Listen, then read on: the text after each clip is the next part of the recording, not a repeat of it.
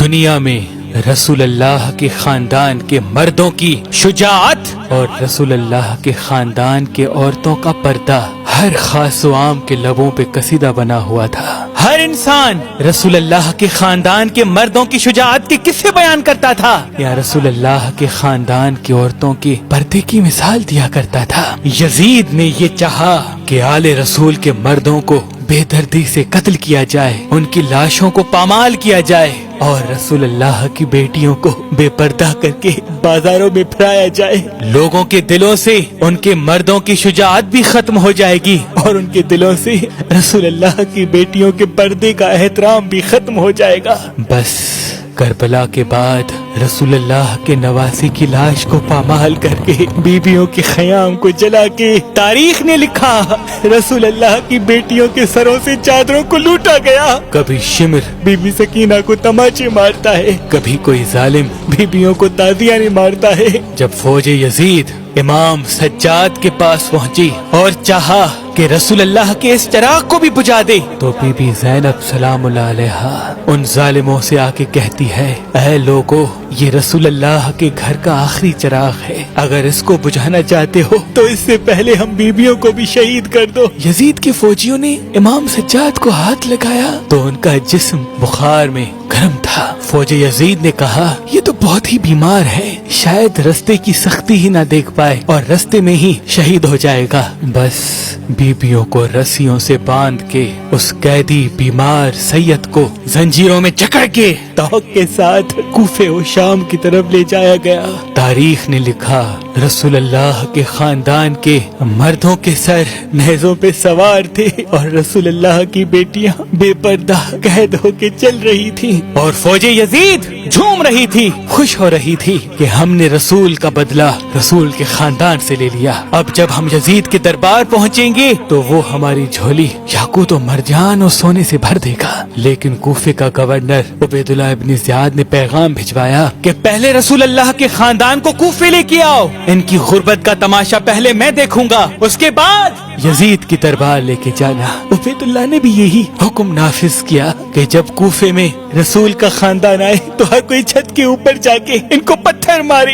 بس کوفے کی گلیوں سے رسول اللہ کا خاندان گزرتا رہا، کہیں سے کوئی پتھر مارتا ہے، کہیں سے کوئی توہین کرتا ہے، کہیں سے کوئی باغی کہتا ہے تو کہیں سے کوئی بے پردہ بیبیوں کا تماشا دیکھتا ہے۔ بی بی زینب اور ام کلثوم اپنے نانا کی امت کو دیکھ کے صبر کرتی ہیں۔ بس جیسے ہی کوفے کے دربار پہنچے تو ابن زیاد نے کہا، شمر، رسول کے خاندان کے اس ایک مرد سجاد کو کیوں چھوڑا ہے؟ اس کو کیوں نہیں قتل کیا؟ شمر ہنس کے کہنے لگا، ان بنی ہاشم میں کوئی تو ہو جو اپنے مردوں اور عورتوں کی غربت کا تماشا دیکھے۔ ابن زیاد بھی زور سے ہنسنے لگا۔ اتنے میں بی بی زینب فرماتی ہے، اے ظالم، اللہ کے انصاف سے ڈرو، ہم انہی رسول کی بیٹیاں ہیں جنہوں نے پوری زندگی اللہ کے حکم کے بغیر اپنی زبان تک کو حرکت نہ دی۔ اور تمام فوج یزید کو دیکھ کے بی بی زینب فرمانے لگی، ہاں، میں اسی علی کی بیٹی ہوں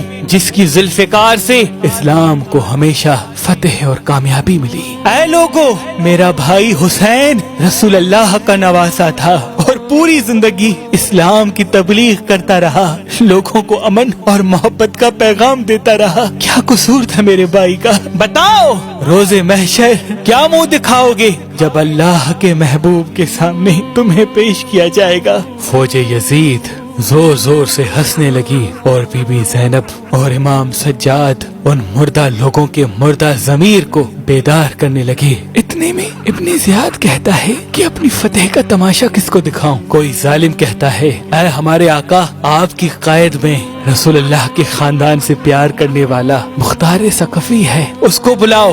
وہ کہتا ہے، ہاں، مختار کو لے کے آؤ۔ بس جیسے ہی زنجیروں میں جکڑ کے جناب مختار ثقفی کو لے کے آتے ہیں اور ابن زیاد خوشی سے کہتا ہے، اے مختار، تو اولاد رسول و اولاد علی کا چاہنے والا ہے، دیکھ ہم نے ان کا کیا حشر کیا۔ جناب مختار دیکھیں کہ کٹے ہوئے سر نوکے نیزہ پہ بلند ہیں اور امام حسین کا سر ابن زیاد کے سامنے رکھا ہے اور وہ اس کی توہین کر رہا ہے۔ ان کو جلا لایا اور چاہا इस मरजाना के बेटे के जिस्म से सिर को अलग कर दूं। इतनी देर में इमाम सज्जाद हजरत मुख्तार के कंधे पे हाथ रख के कहते हैं, चाचा मुख्तार, ये सर अकेले नहीं, इन कटे हुए सरों के साथ रसूल अल्लाह की बेटियां भी कैदी दरबार में खड़ी हैं। हजरत मुख्तार चीख के रोते हैं और रसूल अल्लाह की दरबार में फरियाद करते हैं कि या रसूल अल्लाह, इन जालिम लोगों ने दौलत और ताकत के नशे में आपके खानदान के साथ वो जुल्म किया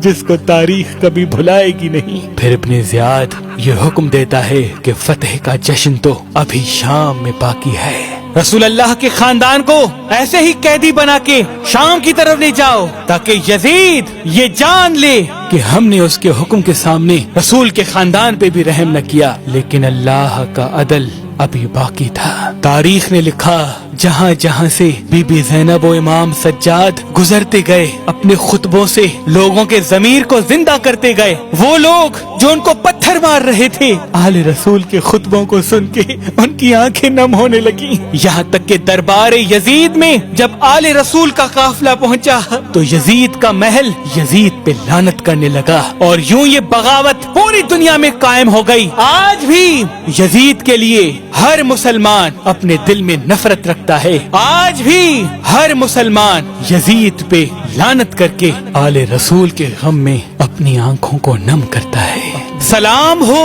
हर उस आंख पे जो गमे हुसैन में रोती है, जो रसूल अल्लाह की बेटियों की असीरी पे रोती है, जो रसूल अल्लाह की बेटियों की असीरी पे रोती है।